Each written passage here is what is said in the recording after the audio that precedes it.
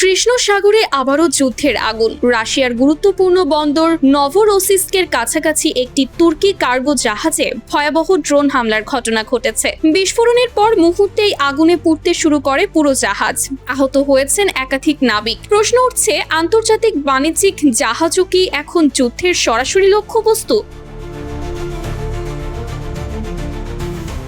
সোমবার বিকেলে রাশিয়ার নভোরোসিস্ক বন্দরের দিকে যাওয়ার সময় নাদেজদা নামের একটি তুর্কি রো কার্গো জাহাজ হামলার শিকার হয়। তুরস্কের মেরিটাইম কর্তৃপক্ষ জানায়, উপকূল থেকে প্রায় 20 নটিক্যাল মাইল দূরে একাধিক ড্রোন জাহাজটিতে আঘাত হানে। সামাজিক মাধ্যমে প্রকাশিত ভিডিওতে দেখা যায় জাহাজ থেকে ঘন কালো ধোঁয়া বের হচ্ছে এবং ক্রুরা আগুন নিয়ন্ত্রণে আনার চেষ্টা করছেন। জাহাজে থাকা 12 জন নাবিককে উদ্ধার করা হলেও তাদের মধ্যে 3 জনের অবস্থা আশঙ্কাজনক।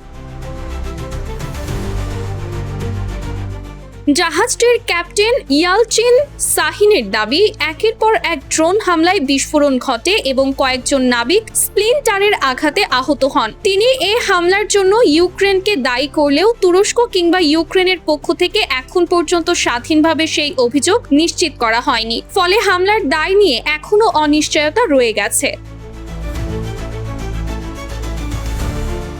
বিশ্লেষকদের মতে, রাশিয়া ইউক্রেন যুদ্ধ যত দীর্ঘ হচ্ছে, কৃষ্ণ সাগর ততই ঝুঁকিপূর্ণ হয়ে উঠছে।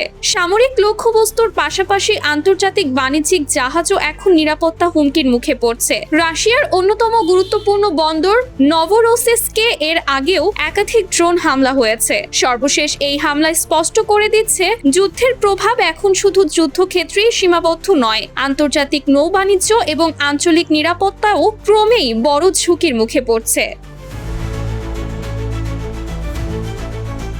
Sumaiya Snigdha, daily our Bangladesh.